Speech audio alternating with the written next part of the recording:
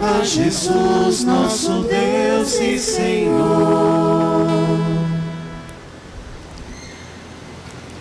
Caríssimos irmãos e irmãs, estamos celebrando o primeiro domingo da Quaresma. Começamos este tempo com a quarta-feira de cinzas e entramos então agora na primeira semana, no primeiro domingo da Quaresma, que tem como evangelho, que tem sempre como evangelho, o evangelho da tentação do Senhor. Nós sabemos que existem 3 anos litúrgicos: o ano A, o ano B e o ano C.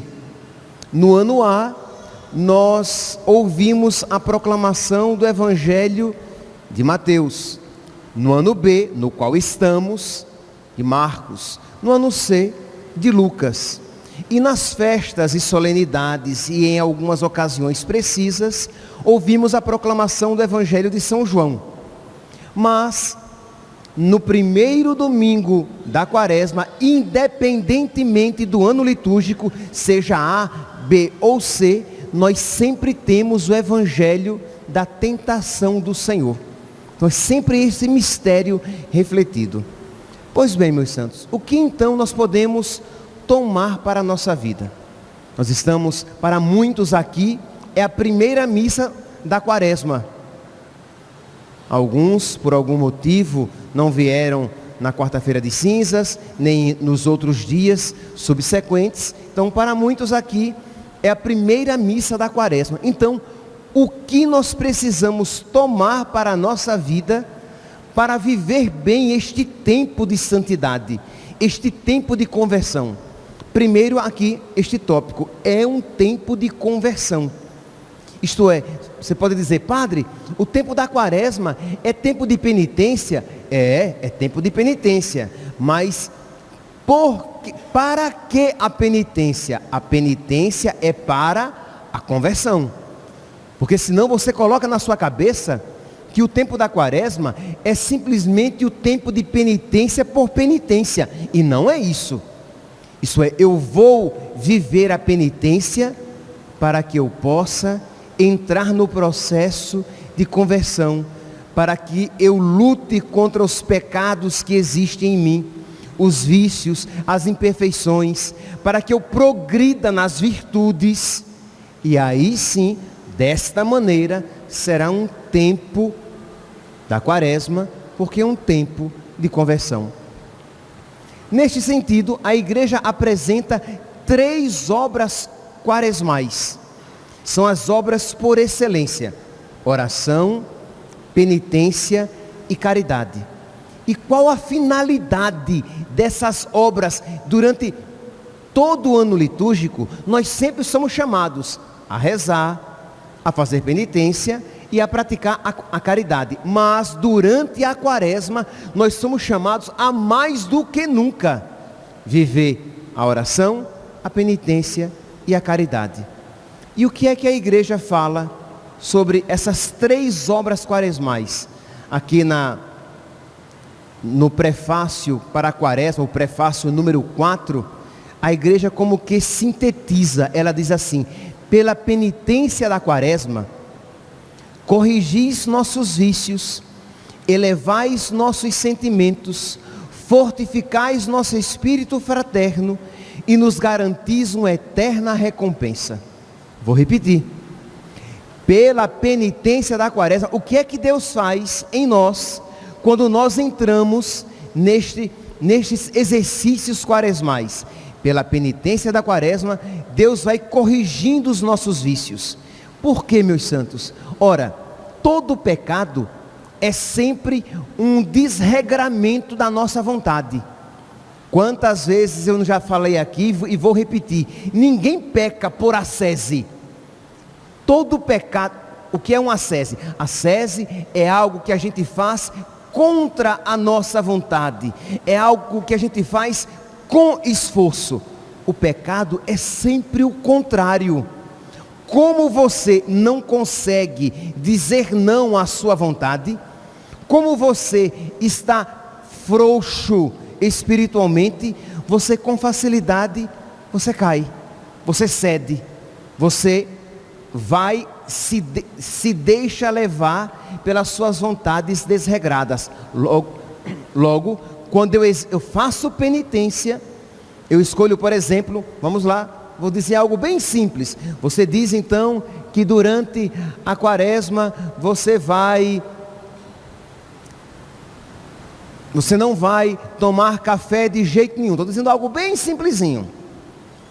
Mas aí quando vem a vontade de tomar café, ou de manhã, ou depois do almoço, aí você vai e se diz: não, Senhor, eu não vou tomar café.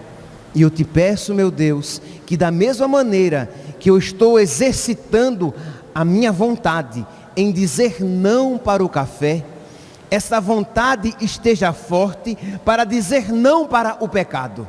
Percebe? Você vai exercitando a sua vontade em algo que você escolheu, para que esta vontade, fortificada pela graça, possa dizer não ao pecado quando ele se apresenta a você. Você escolheu durante a quaresma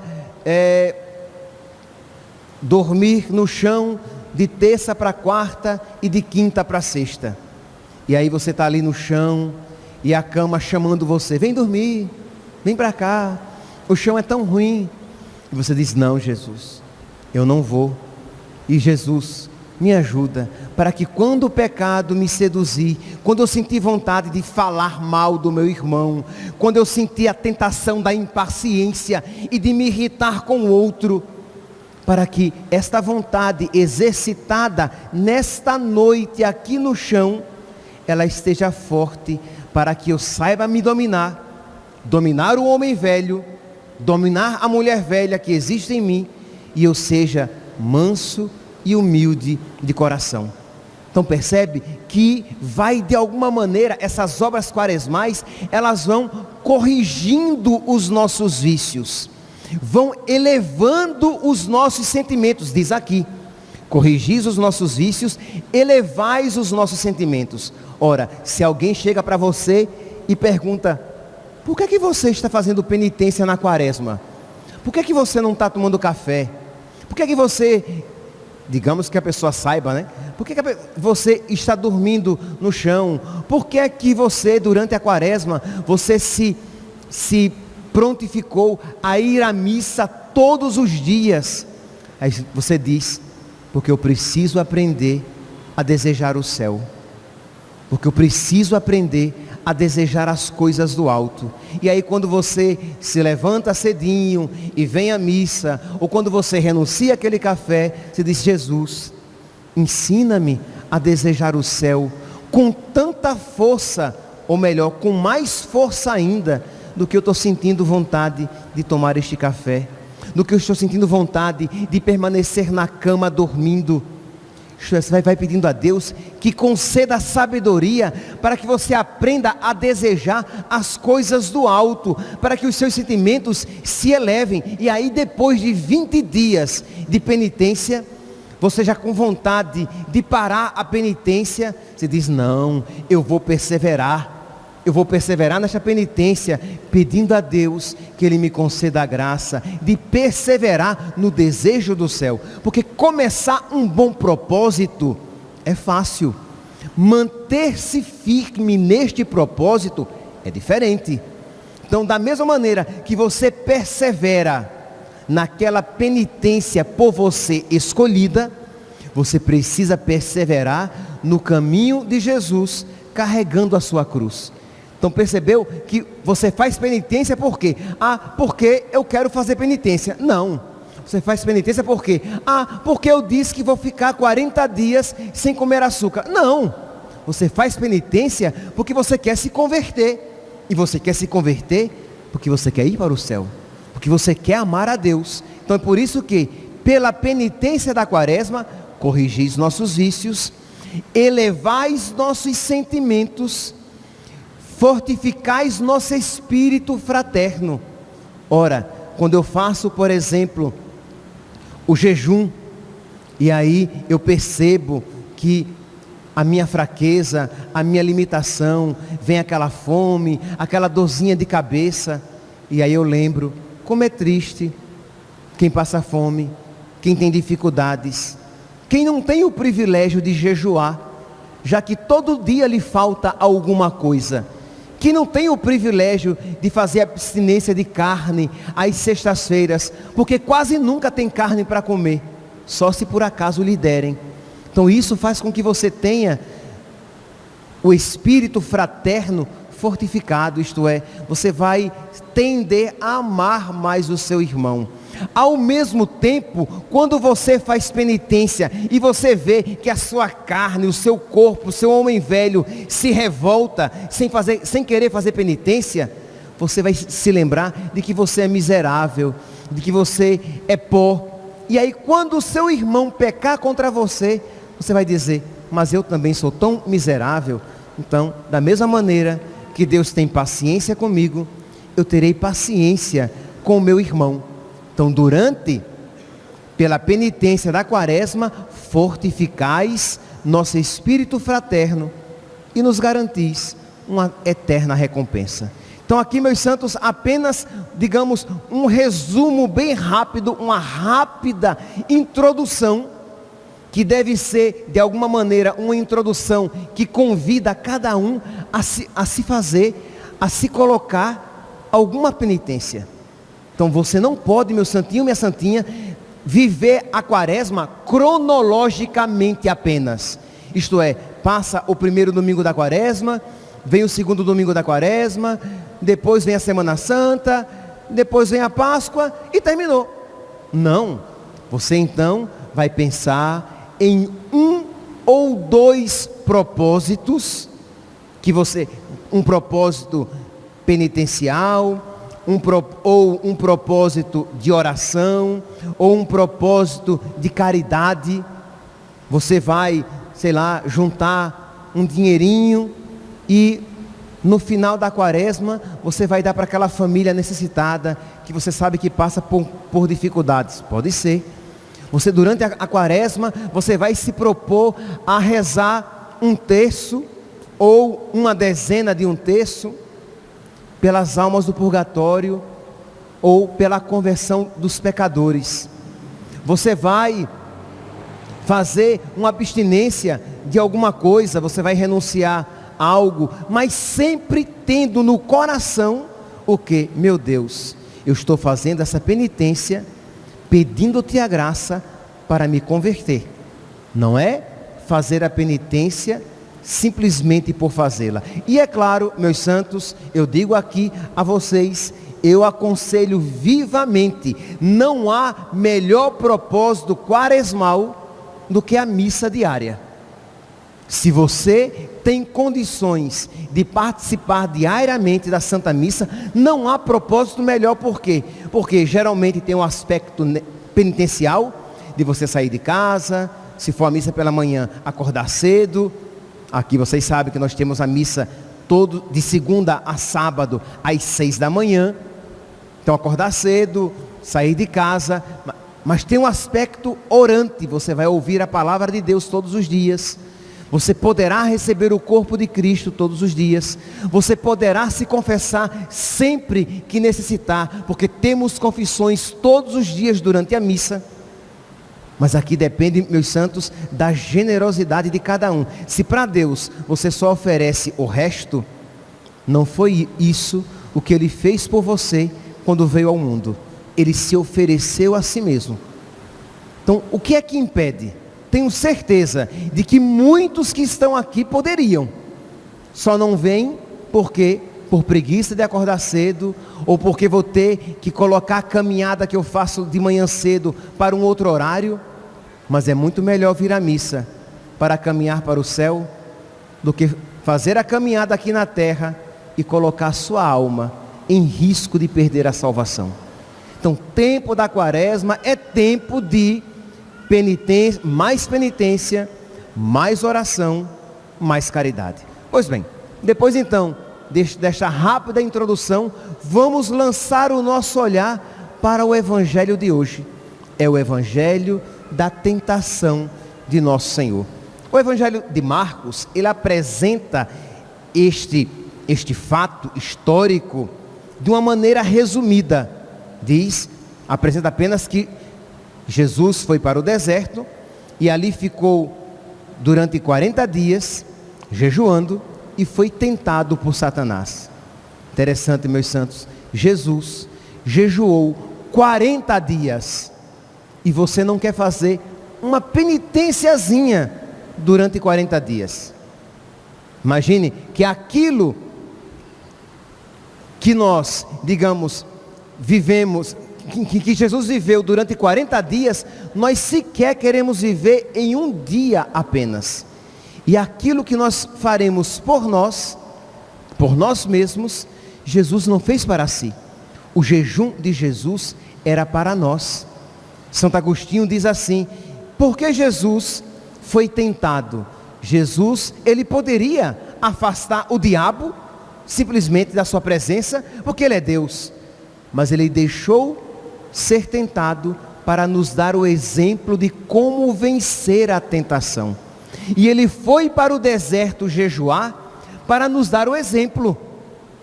A pergunta é: nós estamos dispostos a seguir o exemplo de nosso Senhor?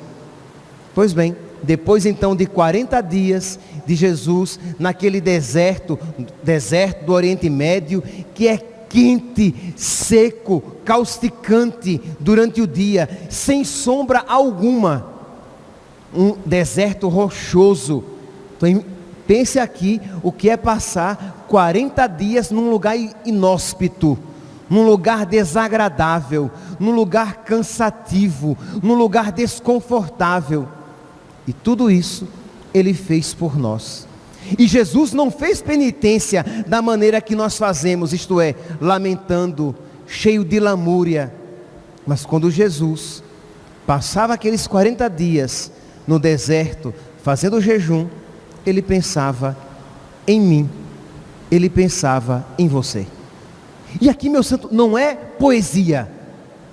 Jesus, se eu soubesse aqui o nome de cada um, eu diria assim: Jesus pensava em você durante aqueles 40 dias, passando fome, sofrendo sede, sofrendo calor durante o dia e frio durante a noite. Sim, porque o deserto do Oriente Médio é frio durante a noite. Ele pensava em mim. Não é que ele pensava em todo mundo que existiu, que existe e existirá. Não, ele pensava em cada um particularmente. O overland, de alguma maneira, já existia no pensamento de Deus. Aquele pirralhinho, com a sua vida de criança, adolescente, homem, adulto, padre, e Deus sabe mais, defunto, morto, sei lá como é que eu vou morrer. Pois Deus me tinha diante dos olhos, por mim rezava e por mim jejuava. Aqui, meus santos, se nós levarmos a sério isso, não há como não querer pagar com amor o amor recebido. Nossa, Jesus então, e se só eu existisse, só por mim ele faria os 40 dias de jejum e penitência lá no deserto. Então Jesus ali, naquele calor, naquele frio, e diz então que se vocês pegarem o evangelho de Mateus, que é mais explicitado, vai dizer assim, que Jesus jejuou 40 dias e 40 noites, e depois ele teve fome. É verdade, meus santos? Jesus, ele assumiu verdadeiramente a natureza humana. Ele era verdadeiramente homem. Então a sua natureza humana clamou. Ele teve fome. Ele sentiu a fraqueza. E diz que naquele momento, o diabo ousou dele se aproximar e diz: se és filho de Deus, manda que estas pedras se transformem em pães. Isto é, usa o teu poder a teu serviço. Para que tudo isso? Para que essa radicalidade toda? Aqui, meus santos, o que nós precisamos perceber é que o diabo, na tentação de Jesus, ele não se apresenta de uma maneira, ele não tenta Jesus tentando tirar do serviço de Deus. Ele tenta Jesus tentando viver de uma maneira diferente a sua missão. Isto é, para que vir servir a Deus passando fome? Para que fazer tanto jejum? Você vai comprometer a sua saúde. Transforma as pedras em pães. É o mesmo raciocínio, noutras circunstâncias, que o diabo nos apresenta ao coração. Isto é, quando você começa a querer ser mais generoso, generosa com Deus, o diabo vem e diz: para que tudo isso? Não precisa dessa radicalidade toda, desse exagero todo. Para servir a Deus não precisa tudo isso. Transforma as pedras em pães. E Jesus responde a ele: nem só de pão vive o homem, mas de toda palavra que sai da boca de Deus. Meus santos, esta afirmação de nosso Senhor, ela é central, ela é lapidar. Será que de verdade nós cremos nesta resposta que Jesus deu ao diabo? Isto é, se eu perguntasse a você: João, você crê que nem só de pão vive o homem, mas de toda a palavra que sai da boca de Deus? Não responda logo. Não responda logo. Porque o que Jesus está dizendo com esta afirmação é que existe a primazia de Deus. É que primeiramente que é mais importante alimentar-se de Deus do que alimentar-se com as coisas do mundo. Pão aqui significa tudo aquilo que é criado, que é mundano no sentido de criado. Então, embora os afetos sejam importantes, mas primeiramente a amizade com Deus, a comunhão com Deus, alimentar-se de Deus. Embora um certo conforto seja importante, não é nada mal, mas primeiramente, mais importante, é alimentar-se de Deus, é a amizade com Deus, é crescer no amor de Deus. Embora você precise de algum dinheiro, você precise de ter um emprego, mas o mais importante é Deus, de modo que, se eu tiver que escolher entre Deus e o meu emprego, entre Deus e um afeto, entre Deus e a comida, não só de pão vive o homem, mas primeiramente de toda a palavra que sai da boca de Deus. O que o diabo apresentou a Jesus foi exatamente isso, e foi isso que os primeiros cristãos compreenderam. Por que é que os primeiros cristãos, por exemplo, lá no século I, II, por que é que os cristãos, eles preferiam morrer a renunciar a Cristo? Porque Cristo era mais importante do que a vida. Por que é que os cristãos estavam dispostos a morrer? Os cristãos nos primeiros séculos eram todos pobres. Por quê? Porque eles não podiam exercer os cargos públicos, que os cargos públicos exigiam que os funcionários exercessem atos de idolatria. Os cristãos não podiam, eles não podiam assumir os cargos públicos. Os cristãos, porque cristãos eram criminosos, sim, era proibido ser cristão. Como eles eram criminosos, eles não podiam viver às claras ali, assumindo cargos públicos. Então, por causa de Cristo, eles eram pobres. Por causa de Cristo, eles tinham uma vida ruim, difícil. Percebe como é louca aquela chamada teologia da prosperidade, que fala que eu devo procurar Deus, porque Ele vai me dar uma vida boa, farta, opulenta, próspera. Mas não foi isso o que Jesus nos prometeu. Ele nos prometeu o céu. No mundo tereis tribulações. Quem quiser me seguir, renuncie a si mesmo. Exatamente, renunciar a si mesmo. Isto é, se um afeto o afasta de Deus, renuncia o afeto, renuncia aquele namoro, renuncia aquele relacionamento, renuncia aquelas amizades, renuncia até seu pai e sua mãe. Não foi isso que Jesus disse? Quem ama mais seu pai e sua mãe mais do que a mim, não é digno de mim. Então, quando Jesus diz isso ao diabo, não só de pão vive o homem, mas de toda palavra que sai da boca de Deus, ele decreta a primazia de Deus. Então, durante a quaresma, nós começamos então a nos exercitar nesta primazia de Deus. E não é fácil, meus santos. Não é fácil. E eu digo isso com toda clareza. E se você tiver um pouco de contato com a sua vida interior, você vai concordar comigo. Você vai dizer: é verdade, padre. É uma luta a vida do homem sobre a terra. É verdade, não é fácil decretar a primazia de Deus. Eu primeiramente quero agradar a Deus, não agradar a mim, não agradar aos meus amigos. Eu quero primeiramente fazer a vontade de Deus, não a minha. E nós sabemos quão rebelde é a nossa vontade. Nós temos aqui alguns rapazes que vão entrar hoje no seminário. E eu digo a vocês, santinhos, o diabo, ele não vai querer primeiramente tirar o menino, o rapaz do seminário. Não, para ele é muito mais interessante que ele continue no seminário, mas na lógica dele, do diabo. Para ele é muito mais interessante que ele seja ordenado padre, mas segundo a cabeça dele, do diabo.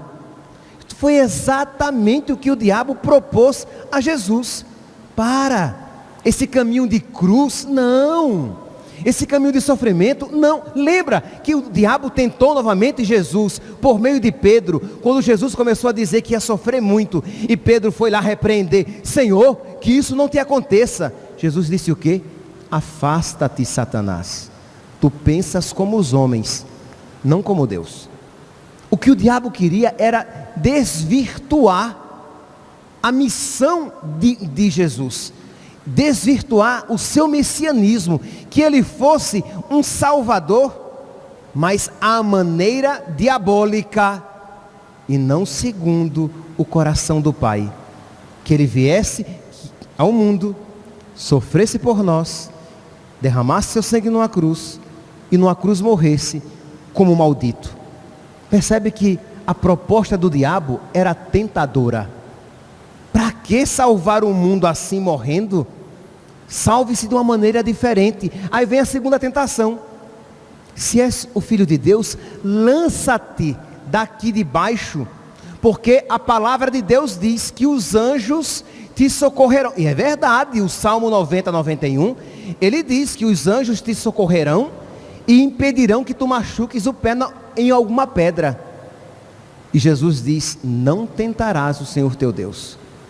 Isto é, eu não vou colocar Deus no canto da parede, obrigando-o a fazer alguma coisa. E eu não vou escolher o caminho mais fácil, porque ora, se Jesus fizesse isso, e os anjos do céu viessem ao seu socorro, todo mundo iria crer nele. Todo mundo iria ver Jesus glorioso sendo levantado pelos anjos. Mas o caminho de Jesus era por meio da cruz.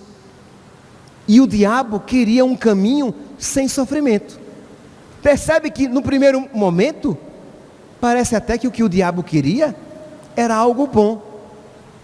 Quando tenta também o seu coração dizendo: não, você pode ser católico, vivendo, escolhendo os mandamentos que você quer viver. Você pode ser católico, mas o que tem?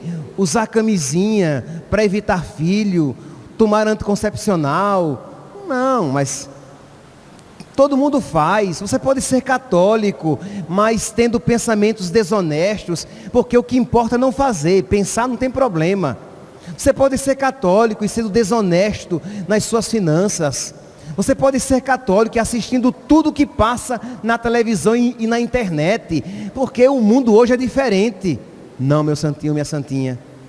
Você precisa escolher o caminho da cruz, porque foi pelo caminho da cruz que o nosso Senhor trilhou e nos salvou.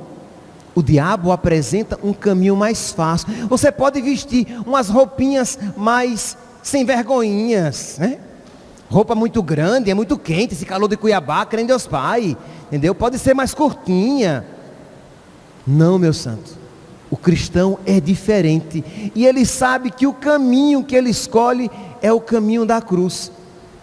Por quê? Porque quem quiser me seguir, renuncie a si mesmo, tome a sua cruz e me siga. Então, ou nós mudamos de mentalidade, metanoia, ou nós teremos dificuldade. Então, por isso que nós precisamos, durante a quaresma, rezar. Fazemos penitência e suplicamos: meu Deus, me ajude a amar as coisas do céu. Meu Deus, concede-me a sabedoria para que eu ame a tua vontade. Meu Deus, os jovens que vão entrar hoje no seminário, meu Deus, ajuda-me a ser um padre segundo o teu coração. Eu não quero ser um padre como eu pensei. Eu não quero ser um padre segundo as expectativas alheias. Eu quero ser um padre segundo o teu coração. Este é o padre que te dará glória. Pode ser que eu me acabe, né? Quando eu era seminarista, eu já falei isso aqui a vocês.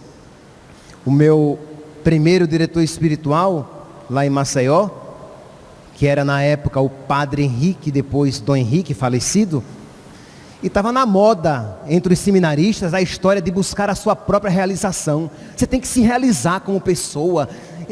Não tem nada de mal isso daí, mas o problema é quando você se coloca no centro.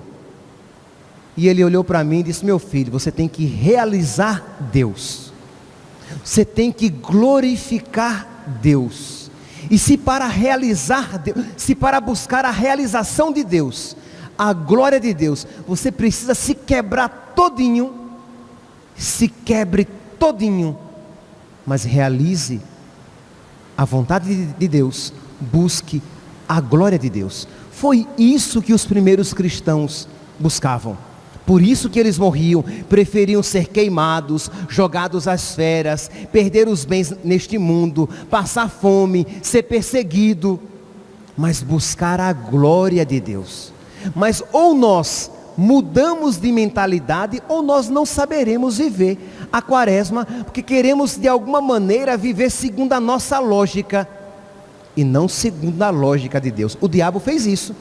Olha, rapaz, você vai ser Messias? Então tá bom, joga-te daqui de cima, os anjos te seguram, todo mundo vai ver, e todo mundo vai te aceitar. E Jesus diz: não tentarás o Senhor teu Deus. E depois, por último, o diabo diz: olha, se você se ajoelhar diante de mim, se você se prostrar à minha lógica, eu te darei tudo isso aqui, todos os reinos da terra. Você não veio para ser rei? Então tá bom, você vai ser rei, mas curve-se à minha lógica e você será rei de tudo isso. E Jesus diz: adorarás ao Senhor teu Deus e somente a Ele prestarás culto. E o diabo o deixou.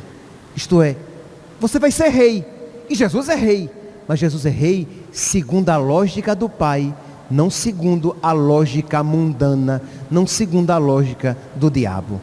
Meus santos, nós estamos neste primeiro domingo da quaresma, e nós precisamos suplicar muito a graça de Deus.